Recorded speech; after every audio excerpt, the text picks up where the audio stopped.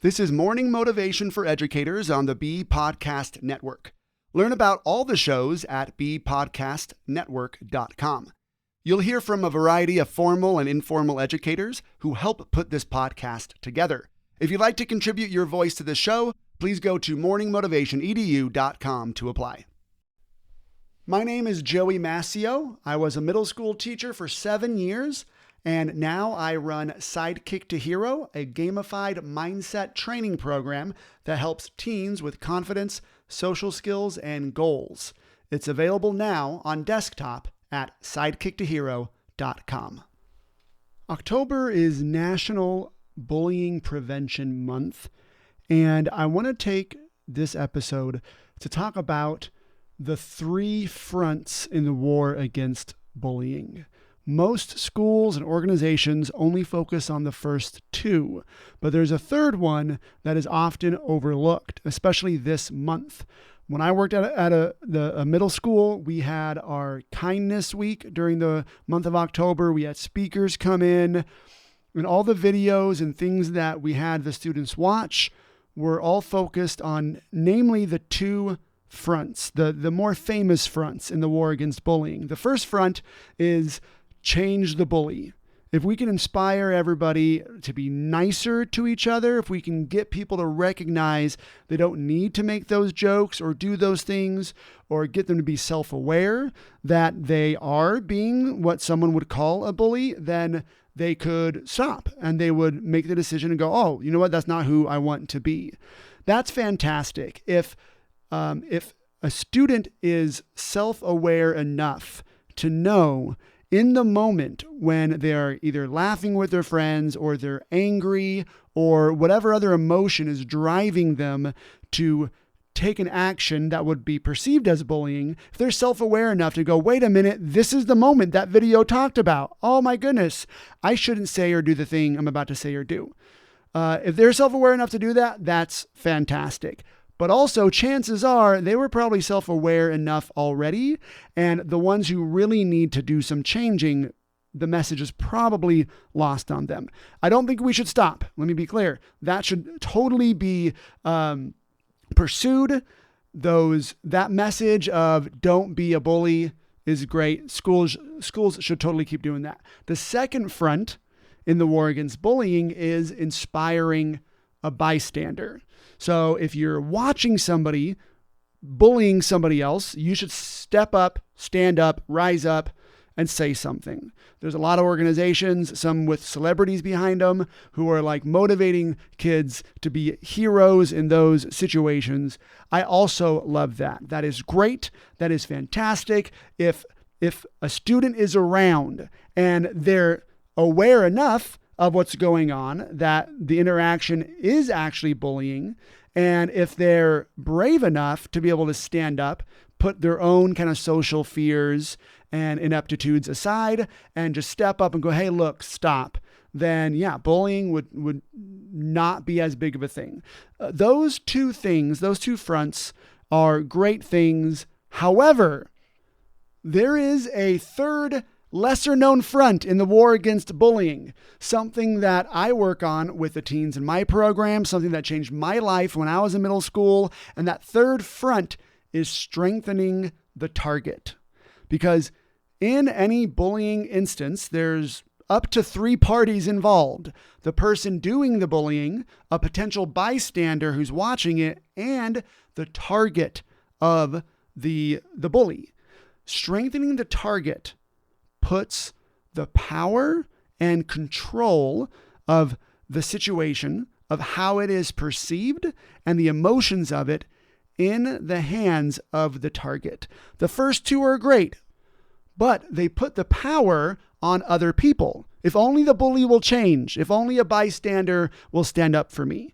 And I found when working with teens that puts them in a place of less power. And my teens that I work with know this. I never want to be in a position where my emotions, my results are in other people's hands. I want to take that on myself.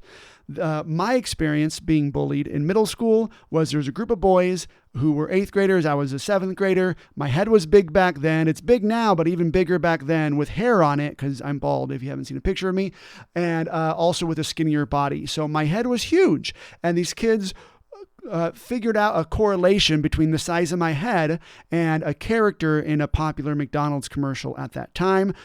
Mac Tonight, he had a crescent moon for a head, wearing sunglasses, played the piano, singing about how you should have a Big Mac tonight. And they started calling me Moonhead, and it made me sick. I hated seeing any of these kids. They would call me Moonhead and be like, hey, give me a Big Mac tonight. That'd be great. And I walked past them as fast as I possibly could. I hated it. It would have totally been great if they would have changed their ways. But these kids wouldn't. That's not who they were at that time. It also would have been great if somebody would have stepped up and said something, but nobody was around or seemingly nobody, at least willing to step up, was ever around to say anything. So my life changed when I heard them before they even saw me. One day I heard them talking to each other, and one said to the other, hey, shut up, twig. And my perspective instantly changed. It was like a domino effect of all my thoughts changed. And the new thoughts I started thinking replaced my old thoughts. My old thoughts were, I'm different, I'm weird, I'm never going to be popular or cool, I should be ashamed of how I look. It was all those thoughts. But when I heard one of them say that to the other, shut up, twig, my new thoughts were, hey, yeah, we're all a little weird looking because that guy is really skinny and the other kid's kind of overweight and the other kid has lots of hair. And I'm like, you know what? We all look different. Okay. But wait a minute. These boys, this is just how they communicate even with each other. They just point out flaws and hang a lantern on it. Not how I would choose to communicate, but that's how they choose to communicate. And the biggest one that stuck with me even till this day is, you know what? Yeah, I do have a big head and I'm still freaking awesome. I can still be awesome with all my flaws and differences. So then I just accepted myself for who I was, accepted them for who they were. They didn't need to change in order for me to be happy or to get this sick feeling out of my stomach. And when they called me Moonhead, I just responded. I was like, hey, what's up, guys? Yeah, you guys want a Big Mac tonight? Awesome. And then moved on. And that changed my life. I was never bullied again. That didn't mean people don't make fun of me. People made fun of me even when I was a teacher. My middle school students would make fun of me, especially in the discipline office. But I was never bullied again. That exchange of somebody saying something to me or even doing something to me was never categorized as me being bullied, but categorized as, well, that person's doing something that needs to be stopped. They're not interacting in a way that I want. And it gave me more power. So when I work with teens, and consider this for when you work with your students, consider this third front in the war against bullying. When I work with teens, I teach them this. Bullying doesn't stop when other people change what they do or say. It stops when we change how we think about ourselves.